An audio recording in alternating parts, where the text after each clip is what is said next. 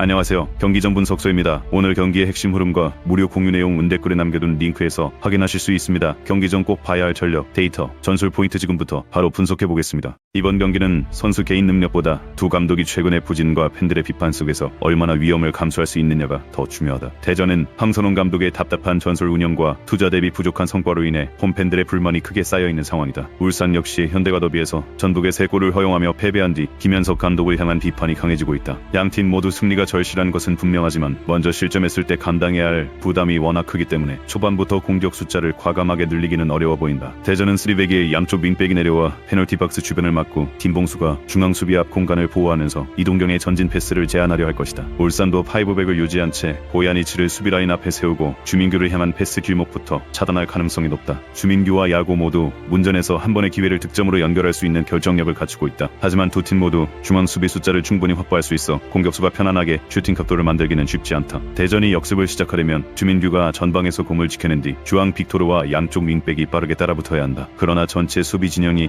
페널티 박스 부근까지 내려간 상태에서는 전방까지 이동해야 하는 거리가 길어지고 역습 지원도 늦어질 수밖에 없다. 울산 역시 이동경이 박스 앞에서 공을 잡아야 공격의 변화를 만들 수 있지만 대전이 중앙을 좁게 막으면 측면 전개와 크로스에 의존할 가능성이 높다. 야구가 제공권 경합에서 한두 차례 우위를 만들 수는 있어도 대전 중앙 수비수들이 미리 자리를 잡은 상태라면 연속적인 득점 기회로 이어지기 어렵다. 전반에는 서로의 공격 전개를 차단하면서 세컨드볼 경합과 측면 공방이 반복될 가능성이 높다. 후반에도 균형이 이어진다면 교체 카드를 활용해 공격 강도를 높이려 하겠지만 한 번의 역습으로 패배할 수 있다는 부담 때문에 변화의 폭은 제한적일 수 있다. 대전은 주앙 빅토르 주변에 빠른 자원을 투입해 측면 돌파를 강화할 수 있고 울산은 이동경의 위치를 높이거나 야구 주변의 공격 숫자를 더할 수 있다. 하지만 두 감독 모두 수비적인 전술 성향을 강하게 드러내는 지도자라는 점을 감안하면 경기 막판까지 무리하게 수비 균형을 깨트리지 않을 가능성이 높다. 결국 전후반 90분 동안 낮은 수비 블록과 신중한 공격 전개가 맞물리면서 득점 기회가 제한되고 어느 한쪽도 확실하게 승부를 가져가지 못하는 흐름이 예상된다. 이번 경기는 강원의 전방 압박이 김천의 후방 전개를 얼마나 오랫동안 자기 진영에 묶어둘 수 있느냐가 핵심이다. 강원은 고영준과 최병찬이 중앙 수비수의 패스 각도를 제한하고 김대원이 측면에서 거리를 좁히며 김천의 첫 전진 패스를 차단하려 할 가능성이 높다. 김천이 이수빈을 향해 중앙 패스를 넣으면 강원의 중앙 미드필더가 빠르게 전진의 등을 진 상태에서 공을 받도록 유도할 수 있다. 이 순간 고영준과 최병찬이 앞쪽 선택지를 차단하면 김천은 다시 중앙 수비수나 골키퍼에게 공을 돌릴 수밖에 없다. 강원은 상대가 뒤로 공을 보낼 때마다 최종 수비 진영까지 함께 전진해 김천을 자기 진영에 가둬놓는 시간을 늘릴 수 있다. 높은 위치에서 공을 빼앗으면 김대원이 안쪽으로 좁혀 들어오며 슈팅 각도를 만들고 최병찬은 페널티 박스 안으로 곧바로 침투할 수 있다. 고영준은 공을 빼앗은 지점과 최전방 사이에서 연결 역할을 맡으며 수비가 정돈되기 전에 마지막 패스를 시도할 수 있다. 김천은 이건희가 측면으로 벌어지고 전병관이 반대편에서 안쪽으로 파고드는 방식으로 강원 포백의 간격을 흔들어야 한다. 이수빈이 첫 압박을 피해 전방을 바라보는데 성공한다면 이건희의 움직임을 향한 전진 패스나 전병관의 측면 침투로 반격할 수 있다. 하지만 강원은 압박에 참여하는 숫자와 각 선수의 역할이 분명하기 때문에 김천이 후방에서 여러 차례 정확한 패스를 연결해야 비로소 전진 공간을 확보할 수 있다. 한두 번 압박을 벗겨내더라도 그 과정에서 체력과 집중력을 크게 소모하면 경기 시간이 흐를수록 패스 정확도가 떨어질 가능성이 높다. 전반에는 김천이 수비 간격을 좁히고 이건희의 활동량을 활용해 팽팽하게 버틸 수 있다. 하지만 강원은 선발 공격진이 김천 수비진의 체력을 충분히 떨어뜨린 뒤 후반에 아부달라와 김건희를 투입해 공격 방식 자체를 바꿀 수 있다. 아부달라는 페널티 박스 안에서 낮은 크로스와 흘러나온 공에 빠르게 반응할 수 있고 김건희는 중앙 수비수를 등진 채 공을 지켜내며 동료들의 침투를 기다릴 수 있다. 두 선수가 전방에 들어서면 김천 중앙 수비진은 전반보다 강한 몸싸움과 문전 경합을 반복해야 한다. 여기에 제시까지 투입되면 강원은 김천이 따라붙기 어려운 속도로 측면 뒷공간을 공략할 수 있다. 김천이 실점을 만회하기 위해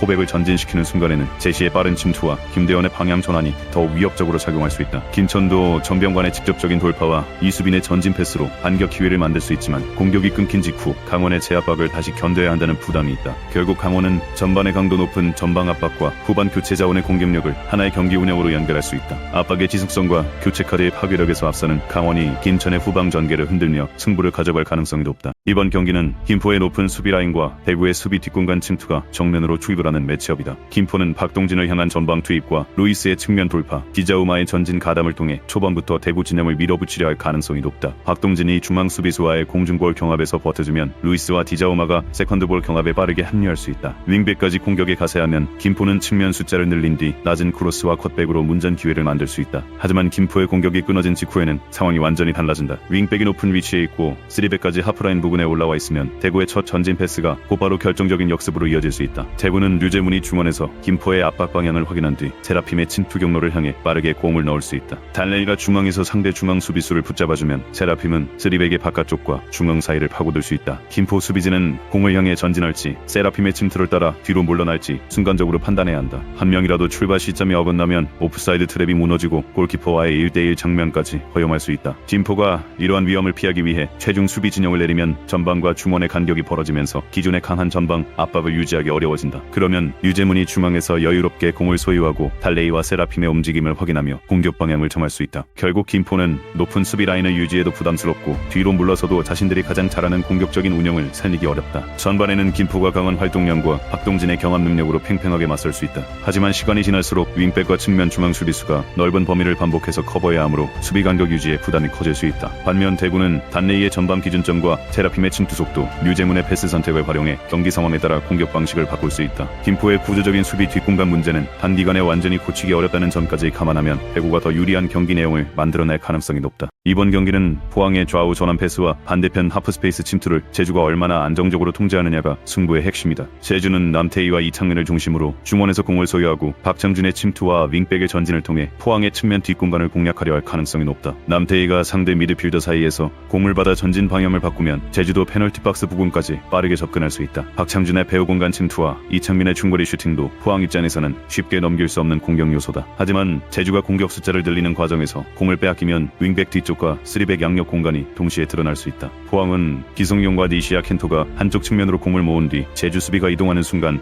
반대편으로 공격 방향을 바꿀 가능성이 높다. 제주가 공이 있는 쪽으로 수비 숫자를 충분히 배치하더라도 반대편 하프 스페이스와 측면 공간까지 동시에 보호하기는 쉽지 않다. 프란지스카가 넓은 공간에서 1대1 상황을 맞이하면 제주 윙백은 바깥쪽 돌파와 안쪽 침투를 모두 경계해야 한다. 첫 번째 대인 방어가 뚫리는 순간 포항은 이호재를 향한 크로스와 박스 앞쪽 컷백을 동시에 활용할 수 있다. 이호재가 중앙에서 수비수들의 시선을 끌어주면 니시아 켄토와 반대편 공격수가 페널티 박스 안쪽으로 들어갈 공간도 넓어진다. 제주는 3백의 숫자를 활용해 문정 공간을 지키려 하겠지만 포항이 높은 크로스와 낮은 컷백을 번갈아 사용하면 수비 기준이 계속해서 흔들릴 수 있다. 특히 안쪽 측면을 막은 직후 반대 방향으로 공이 전환되면 제주 윙백의 수비 복귀와 바깥쪽 중앙 수비수의 커버 타이밍이 엇갈릴 가능성이 높다. 이관으로 갈수록 이러한 좌우 이동이 누적되면 제주의 미드필더와 윙백 사이 간격이 점차 넓어질 수 있다. 포항은 교체 자원을 활용해 측면 돌파 속도와 중원 활동량을 유지하면서 제주의 수비 부담을 계속해서 키울 수 있다. 반면 제주는 남태희와 이창민이 공격 전개와 수비 간격 관리를 동시에 책임져야 하기 때문에 경기 막판으로 갈수록 체력 부담이 커질 가능성이 높다. 세르지오 코스타 감독이 공격적인 경기 운영을 준비하더라도 제주 3백의 약점을 정확히 겨냥한 박태하 감독의 좌우 전환 전략이 더욱 실질적인 효과를 만들어낼 수 있는 매치업이다.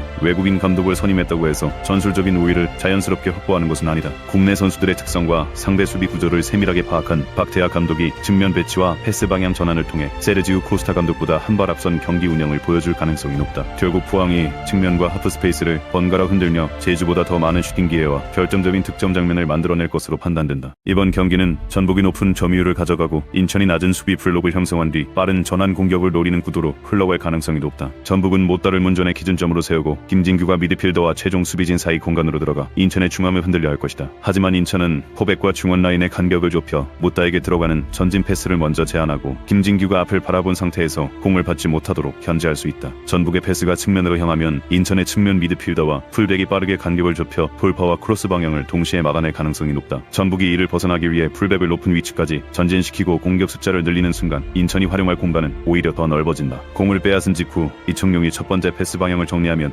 페리어가 중앙에서 상대 수비수와 경합하고 데르소와 이동률은 양쪽 측면 뒷공간으로 빠르게 침투할 수 있다. 페리어가 직접 수비진을 돌파하지 않더라도 등을 진 상태에서 공을 지켜주는 것만으로 인천의 역습 대응이 갖춰질 시간을 벌어줄 수 있다. 그리고 제르소가 측면에서 1대1 돌파에 성공하면 전북 중앙 수비진은 페리어의 문전 움직임과 반대편 침투까지 동시에 확인해야 한다. 이러한 상황에서는 전북이 점유율에서 앞서더라도 실제로 더 날카로운 득점 기회는 인천 쪽에서 만들어질 수 있다. 인천은 최근 결과가 좋지 않았던 경기에서도 수비 반격과 전환 공격의 기본 틀을 유지했고 상대 수비 뒷공간까지 진입하는 과정도 충분히 경쟁력이 있었다. 반면 전북은 울산전 승리 이후 공격적으로 경기를 풀 가능성이 높지만 공격 숫자가 많아질수록 공을 빼앗긴 직후 수비 전환이 더 중요해진다. 전반에는 인천이 중앙 간격을 좁히며 실점을 억제하고 전북이 점유율을 높게 가져가는 팽팽한 흐름이 이어졌다. 이어질 수 있다. 하지만 시간이 지날수록 전북이 득점을 위해 풀백과 미드필더의 전진 비중을 높이면 제르소와 이동률의 침투 공간이 본격적으로 열릴 가능성이 높다. 후반에는 인천이 빠른 교체 자원을 활용해 전북 수비진의 체력이 떨어지는 구간을 다시 공략할 수 있다. 결국 점유율은 전북과 앞설 수 있어도 수비 간격 유지와 역습의 속도, 공격수들의 공간 활용에서는 인천이 더 효율적인 경기 내용을 만들어낼 가능성이 높다. 이번 경기는 같은 3백 계열의 전형을 활용하더라도 공격 단계에서 어떤 팀이 더 선명하게 숫자 우위를 만들어내느냐가 핵심이다. 전남은 발디비아를 중심으로 김범수의 측면 돌파와 홍원진의 중원 지원을 연결하며 공격 주도권을 가져오려 할 것이다. 발디비아가 페널티 박스 근처에서 전방을 바라보고 공을 잡으면 직접 슈팅과 치우투 패스를 모두 선택할 수 있어 충남 아산도 쉽게 공간을 내줄 수 없다. 하지만 충남 아산이 중앙 숫자를 충분히 유지하고 손준호를 중심으로 발디비아에게 향하는 패스 길목을 막으면 전남의 공격은 측면에 치우칠 수 있다. 전남의 양쪽 윙백이 공격에 적극적으로 가담하는 순간은 득점 기회를 만들 수 있는 장면이면서 동시에 수비 전환에서 가장 위험한 순간이다. 충남 아산은 바로 그 공간을 겨냥해 손준호의 방향 전환과 은고이의 연계, 데니손의 대각선 침투를 연결할 가능성이 높다. 공격 단계에서는 양쪽 윙백이 전진하며 전남의 측면 수비를 넓게 벌려놓고 안쪽에서는 데니손이 3백 사이를 계속 파고들 수 있다. 전남의 측면 센터백이 바깥쪽으로 끌려나가면 중앙 수비수 옆 공간이 열리고 그 틈으로 데니손이 침투해 슈팅 기회를 만들 수 있다. 반대로 전남이 중앙 간격을 좁혀 데니손의 움직임을 막으면 충남 아산의 윙백이 측면에서 크로스와 컵백을 시도할 공간이 생긴다. 그래서 전남은 중앙 보호와 측면 대응 가운데 어느 한쪽만 우선하기 어려운 상황에 놓일 가능성이 크다. 전반에는 전남도 발디비아의 개인 능력을 앞세워 공격을 주고받으며 균형을 유지할 수 있다. 하지만 시간이 지날수록 충남 아산의 윙백 전진과 중앙 숫자 우위가 전남 수비진의 이동 거리를 늘릴 것으로 보인다. 후반 승부처에서는 한계원이 투입돼 측면에서 직접 돌파와 낮은 크로스를 시도하며 경기 양상을 바꿀 수 있다. 전남의 윙백이 공격과 수비를 반복하며 체력이 떨어진 상황이라면